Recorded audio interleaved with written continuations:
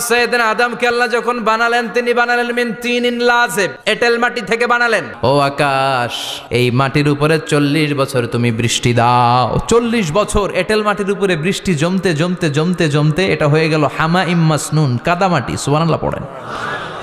কাদামাটি থেকে গেল 40 বছর। কাদামাটি থেকে আল্লাহ সৈয়দনা আদম আলাইহিস সালামের ডাইস বানালেন। তারপরে আল্লাহ সূর্যরে বললেন, ইয়া শামসু হাররিকি আলাইহি 40 ইয়াউমা, ও সূর্য এবার আদমের কায়ার উপরে, মূর্তির উপরে তুমি 40 বছর সূর্যের আলো দাও। ইসলামিক লাইফ, জীবন গড়ুন কোরআন সুন্নাহর আলোকে। তার এই আল্লাহর কোরআন যদি ঠিক মতো পড়া যায়, মানুষের মতো মানুষ বানিয়ে আপনারা জান্নাতি বানাবে কে? তার মানে এই কোরআন পড়লে মানুষের মতো মানুষ হওয়া যায়। চিল্লায় বলেন, কি হওয়া যায়? সবাই বলেন, মানুষের মতো মানুষ হতে চান তো সবাই? সবাই চাই। আসুন দেখি মানুষের নামে সূরায় আল্লাহ কি বললেন, পড়েন। আউযু বিল্লাহি মিনাশ শাইতানির রাজিম, বিসমিল্লাহির রহমানির রহিম। হাল আতা আলাল ইনসান হিনুম মিনাদ দাহরি লাম ইয়াকুন শাইআম মাযকুরা। আল্লাহ বললেন, মানুষের জীবনের একটা সময় ছিল যেই সময়টা উল্লেখ করার মতো মানুষ কিছুই ছিল না। সুবহানাল্লাহ। প্রত্যেক মানুষের জীবনে এমন একটা সময় ছিল যেই সময়টাতে উল্লেখ করার মতো সে আসলে কিছুই ছিল না, তার অস্তিত্বই ছিল না, সে জিরো ছিল, তাকে জিরো থেকে হিরো বানিয়েছে কে? হাল আতা আলাল ইনসান, এই হাল হচ্ছে ইস্তেফাম তাকরিরি, বিমানা কাদ আতা আলাল ইনসান। অবশ্যই অবশ্যই মানুষের জীবনে এমন একটা সময় এসেছে, লাম ইয়াকুন শাইআম মাযকুরা, উল্লেখ করার মতো সে কিছুই ছিল না। কার কথা? মুফাসসিরিন একরাম ইনসান দ্বারা এখানে দুইটা জিনিস বুঝিয়েছেন। এক হলো সাইয়েদনা আদম, আর এক হলো আমরা সবাই। এই পৃথিবীতে মানুষ বানানোর 3 ক্যাটাগরি। ক্যাটাগরি নাম্বার 1, মাও নাই বাবাও নাই। এই সিস্টেমে আল্লাহ কার বানাইছে? কথা বলেন। আবার শুধুমাত্র মা আছে বাবা নাই, এই সিস্টেমে কাকে বানালেন? আবার বাবাও আছে মাও আছে, এই সিস্টেমে কারে বানালেন? আমাদেরকে বানালেন। আবার সৈয়দনা আদমকে আল্লাহ যখন বানালেন তিনি বানালেন মিন তিনিন লাযিব, এঁটেল মাটি থেকে বানালেন। এঁটেল মাটি দিয়ে কাঠামো বানানো যায় না, স্ট্রাকচার করা যায় না। এঁটেল মাটি জমিন থেকে নিয়ে আল্লাহ রেখে দিলেন 40 বছর। চিল্লায় বলেন, কয় বছর? আর আকাশকে বললেন, ইয়া সামা আমতিরি আলাইহি 40 সানা, ও আকাশ এই মাটির উপরে 40 বছর তুমি বৃষ্টি দাও। 40 বছর এঁটেল মাটির উপরে বৃষ্টি জমতে জমতে জমতে জমতে এটা হয়ে গেল হামাইম মাসনুন, কাদামাটি। সুবহানাল্লাহ পড়েন। কাদামাটি থেকে গেল 40 বছর। কাদামাটি থেকে আল্লাহ সৈয়দনা আদম আলাইহিস সালামের ডাইস বানালেন। তারপরে আল্লাহ সূর্যরে বললেন, ইয়া শামসু হাররিকি আলাইহি 40 ইয়াউমা, ও সূর্য এবার আদমের কায়ার উপরে, মূর্তির উপরে তুমি 40 বছর সূর্যের আলো দাও। 40 বছর সূর্যের প্রখর ও তীব্র তির্যক তাপে এবং কিরণে আদম হয়ে গেছে এখন সলসলিন কাল ফাখার, টোকা মারলে ঠন ঠন করে। সুবহানাল্লাহ পড়ে। এখনো রুহের ফুৎকার দেয় নাই এখনো, কিন্তু কেটে গেছে 120 বছর। 340 কত? 120 বছর চলে গেল। এই বিশাল লম্বা সময়ে আল্লাহ বললেন, লাম ইয়াকুন শাইআম মাযকুরা, উল্লেখ করার মতো আদম কিছুই ছিল না। রুহের ফুৎকার যেহেতু দেয় নাই 140 বছর, এটা এঁটেল মাটি, পরে ছিল কাদামাটি, এরপরে হয়েছে মূর্তি, ঠনঠনে মূর্তি। উল্লেখ করার মতো আদমের জীবনে 124 বছরে কিছুই ছিল না। চিল্লায় বলেন, ঠিক কিনা? আবার আমরাও যারা সলিমদ্দি কলিমদ্দি, আমরাও আমাদের মায়ের পেটের ভেতরে প্রথমে ছিলাম 40 দিন। বুখারীর বর্ণনা, ইন্না হাদাকুম ইউজমাউ খালকুহু ফি বাতনি উম্মিহি 40 ইয়াওমান সুম্মা ইয়াকুনু নুতফাতান মিসলা যালিক সুম্মা ইয়াকুনু আলাকাতান মিসলা যালিক ফায়াতি ইলাইহিল মালাকু ফায়ানফাখু ফীহির রূহ।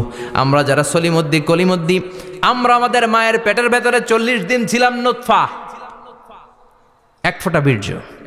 তারপরে 40 দিন ছিলাম আলাকা, রক্তপিণ্ড। তারপরে 40 দিন ছিলাম মুদগা, গোশতপিণ্ড। 340 120 দিন। কয় দিন? এই 120 দিনের লম্বা সময়ে লাম ইয়াকুন শাইআম মাযকুরা, উল্লেখ করার মতো আমরা আসলে কিছুই ছিলাম না, কারণ মানুষই তো হয় নাই, ডিফর্ম বেবি। এখনো দেহের আগাগোড়া কিছু হয় নাই। 120 দিন পর ফেরেশতা এসে আমার দেহের মধ্যে ফুৎকার দিয়ে যায়, তখন আমার হার্ট পার্টিশন চালু হয়ে যায়, আমার হার্টবিট চালু হয়, সিস্টোলিক ডায়াস্টোলিক, এই যে ধপ ধপ ধপ, এই প্রেশারটা ছাড়া মানুষ বাঁচে? ফুসফুসের কাজ কি? খালি ধপ ধপ করে, দম টানে আর দম নেয়, দম ফুরাইলে ঠুস। হায় রে মানুষ রঙিন ফানুষ, দম ফুরাইলে তবু তো ভাই কারোরই নাই একটুখানি। হায় রে মানুষ রঙিন ফানুষ, রঙিন ফানুষ, হায় রে মানুষ। সুবহানাল্লাহ। আমরা ছিলাম নুতফা, আলাকা, মুদগা, sperm drop, then blood clot, and finally the little flesh. আমি আমার এমফিল রিসার্চ করেছি এটার উপর, এটার ইংরেজিতে বলে এমব্রয়োলজি, ভ্রূণ তত্ত্ব। How the little এমব্রয়ো develops in mother ওম, মায়ের পেটে এই ছোট্ট ভ্রূণ, এটা কেমন করে শুক্রাণু ডিম্বাণু থেকে 8 মাস 10 মাস 9 মাস পরে কেমন করে জমিনে আসে। How the little এমব্রয়ো develops in mother ওম, মায়ের পেটে কেমন করে ডেভেলপ করে। একেবারে ক্ষুদ্র ছিলাম আমি, তুচ্ছ ছিলাম আমি, নগণ্য ছিলাম আমি। আমার কোনো নাম ছিল না, আমার কোনো গ্রাম ছিল না, আমার কোনো পরিচয় ছিল না। এখন দুনিয়াতে আমাদের পরিচয় আছে না নাই? কিন্তু মিজানুর রহমান আজহারি একটা সময়ে লাম ইয়াকুন শাইআম মাযকুরা, তোরা কেউ চিনতো না, তোর নামটাও কেউ জানতো না, উল্লেখ করার মতো তুই কিছুই ছিলি না। এটা দিয়ে আল্লাহ বুঝাতে চাইলেন তোর কিছুই ছিল না, জিরো থেকে আমি হিরো বানালাম। ক্ষমতার দাপট দেখাবি না, ক্ষমতার অহংকার দেখাবি না, টাকা পয়সার গরম দেখাবি না। 2 দিনের টাকার মালিক হয়ে ওর পা জমিনে লাগে না, এরকম টাকা তা ছেড়ে নাই। লাম ইয়াকুন শাইআম মাযকুরা, তোর চেয়ে বড় ক্ষমতাশীল ছিল ফেরাউন। আল্লাহ ছাড় দিয়েছে, ছেড়ে দেয় নাই, ঠিক কি না? নমরুদরে ছাড় দিয়েছে, ছেড়ে দেয় নাই, ঠিক কি না? আবু জাহেলকে ছাড় দিয়েছে, ছেড়ে দেয় নাই, ঠিক কি না? এখনো যারা গাদ্দারি করে, ইসলামের বিপক্ষে কথা বলে, ইসলামকে জমিনের ভিতর গেড়ে দিতে চায়, দেখা যায় আল্লাহ ওদেরকে ছাড় দেয় কিন্তু ছেড়ে দেবে না। চিল্লায় কও ঠিক কি না? পৃথিবীতে কেউ তো স্থায়ী হয় না, হোক না সে ফেরাউন কিবা নমরুদ। কেউ ভাবে চিরদিন রয় না, কেউ ভাবে চিরকাল রয় না। কেউ থাকতে আসে নাই, এত বড় বড় দাপটওয়ালারা সব শেষ। আমি তো প্রায় জায়গায় বলি, আমি ফেরাউনের লাশটা নিজে দেখে এসেছি, যেহেতু আমি আল আজহার ইউনিভার্সিটির স্টুডেন্ট। 200 পাউন্ড লাগে দেখতে, আমি দেখছি ফ্রি। আমার আল আজহারের জামিআতু আল আজহার শরীফের একটা কার্ড ছিল, ওইটা দেখাইলে সব ফ্রি, ফ্রিতে দেখে আসছি। ঢুইকে দেখি ফেরাউন চাচা শুয়ে রয়েছে। আমি বললাম, ফেরাউন চাচা কেমন আছো? How are you? What's up man? কোনো আওয়াজ নাই। আমি জিজ্ঞেস করেছি তাকে, কেমন আছো তুমি, কি অবস্থা, কেমন যাচ্ছে তোমার? হোয়াটসঅ্যাপ, কোনো আওয়াজ নাই। আমি অবাক হয়েছি, এই লোকটার হুঙ্কারে মিশরের জমিন থার থার করে কাঁপতো, আজকে ওরা শেষ করে দিছে কে? আজ আছে কাল নাই, ঠুস, দম ফুরাইলে। এজন্য আল্লাহ বললেন, হাল আতাব আলাল ইনসানি হিনুম মিনাদ দাহরি লাম ইয়াকুন শাইআম মাযকুরা।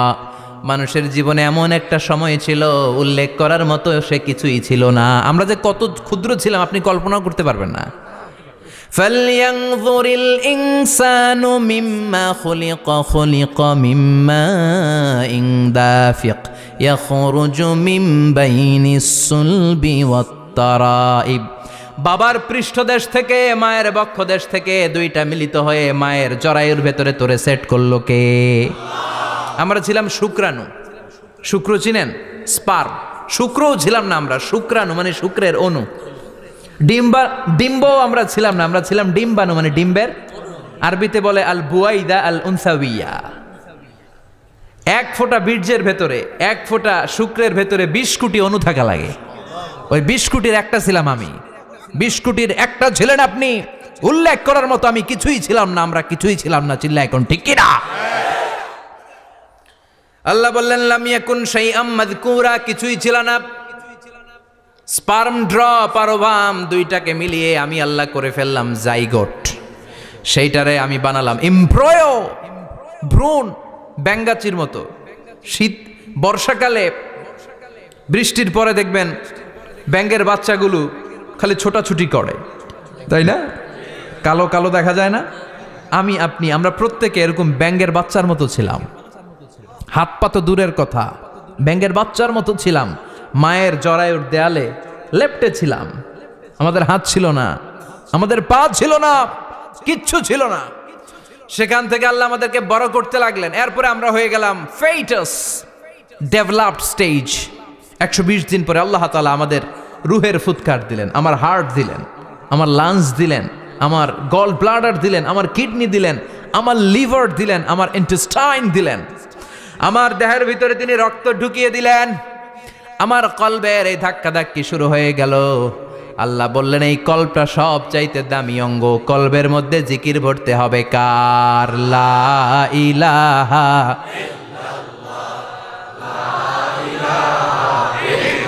লা ইলাহা ইল্লাল্লাহু মুহাম্মাদুর রাসূলুল্লাহ সাল্লাল্লাহু। কলবের ভেতরে ভরতে হবে আল্লাহর জিকির। অনেকেই কলবের ভেতরে ভরে আয়না, আছে না নাই? আয়না বসাইয়া দে মোর দয়াল বাবা, কেল্লা কাবা আহেনার কারিগর, আয়না বসাইয়া দে মোর। তোর বাবার কলবেই তো আয়না নাই, তোরে কি আয়না দিবে বেটা? বিশ্বনবী কখনো বলেছেন কলবে আয়না বসাতে? বিশ্বনবীর সাহাবারা কলবে বসাতে হবে আল্লাহর জিকির। আলা বিযিক্রিল্লাহি তাতমাইন্নুল। দুনিয়ার কোনো কিছু কলবকে ঠান্ডা করতে পারে না, একমাত্র আল্লাহর জিকির ছাড়া। এজন্য আল্লাহ বললেন হাল আতা আলাল ইনসানি হিনুম মিনাদ দাহরি লাম ইয়াকুন শাইআম মাযকুরা। প্রতিটা মানুষের জীবনে এমন একটা সময় ছিল উল্লেখ করার মতো কিছুই ছিলাম না। এই আয়াতটা যখন ইসলামের প্রথম খলিফা বিশ্বনবীর ডান হাত সাইয়েদনা আবু বকর পড়তেন, তিনি শুধু কান্না করতেন, চোখের পানি ফেলতেন আর বলতেন লাইতাহা তাম্মাত, হায় হায় আমার পুরো জীবন যদি এভাবেই কেটে যেত। লাম ইয়াকুন শাইআম মাযকুরা, মায়ের পেটের ভিতরে যখন ছিলাম, কিছুই যখন ছিলাম না, এরকমই যদি থাকতাম কতই না ভালো হতো। লা নাবতালি ওয়ালা নালিদ, জন্মগ্রহণ করতাম না, পরীক্ষার সম্মুখীন হতাম না, জীবনটা যদি এমনিই কেটে যেত কতই না ভালো হতো। এজন্য আল্লাহ বললেন প্রতিটা মানুষের জীবনে এমন একটা সময় ছিল উল্লেখ করার মতো সে কিছু ছিল। এরপর আল্লাহ বললেন ইন্না খলাকনাল ইনসানা মিন নুতফাতিন আমশাজিন নাবতালি ফাজআলনাহু সামিআন বাসীরা। নিশ্চয় আমি মানুষকে জমাট বাঁধা মিশ্রিত নুতফা থেকে তৈরি করেছি। বাবার শুক্রাণু মায়ের ডিম্বাণু দুইটাকে মিলিয়ে দিল কে? জরায়ের ভিতরে সেট করলো কে? আল্লাহ বললেন ফি কারারিম মাকিন, গোপনতম প্রকোষ্ঠে, যেই প্রকোষ্ঠে কোনো কবিরাজের কবিরাজি কাজে লাগে নাই, কোনো ডাক্তারের ডাক্তারি কাজে লাগে নাই, কিন্তু 9টা মাস ধরে খাবার পানি আর অক্সিজেন তোরে দিছে কে? আবার আল্লাহ বললেন ফি যুলুমাতিন সালাস, 3টা প্যাকেট পড়িয়ে তোরে আমি রেখেছি, যতটুকু টেম্পারেচারে রাখলে তুই বেঁচে থাকবি ততটুকু টেম্পারেচারে তোরে রেখেছে কে? এজন্য আল্লাহ বললেন মিন নুতফাতিন আমশাজিন নাবতালি, তারপরে তোকে আমি পরীক্ষা করতে শুরু করলাম দুনিয়ায়। দুনিয়াতে আমাদের জন্য পরীক্ষা আছে না নাই? যে আল্লাহর কাছে যত প্রিয় তার পরীক্ষাও তত। আসাদুন নাসি বালাআন আল আম্বিয়া, দুনিয়ার মধ্যে সব চাইতে বেশি আল্লাহ পরীক্ষা করেছেন নবীদের, ঠিক না? সাইয়েদনা ইউসুফ আলাইহিস সালাম 10 বছর জেলে বন্দী ছিলেন, বিশ্বনবী 3 বছর জেলে বন্দী ছিলেন। শিয়াবে আবি তালেবের জেলখানায় বিশ্বনবী ছিলেন কি ছিলেন না? এজন্য জেল জরিমানা মুমিন ভয় পায় না, ঠিক না? আল্লাহ বললেন নাবতালি, তোকে আমি পরীক্ষা করব ভয় দিয়ে, ক্ষুধা দিয়ে, সম্পদের হানি ঘটিয়ে, প্রাণ নাশের হুমকি দিয়ে। ইসলামের কথা বলা এত সোজা না। আপনি ইসলামের কথা বলবেন, আপনার বিরুদ্ধে ষড়যন্ত্র আছে না নাই? কিন্তু এগুলো দেখার আমাদের সময় আছে নাকি?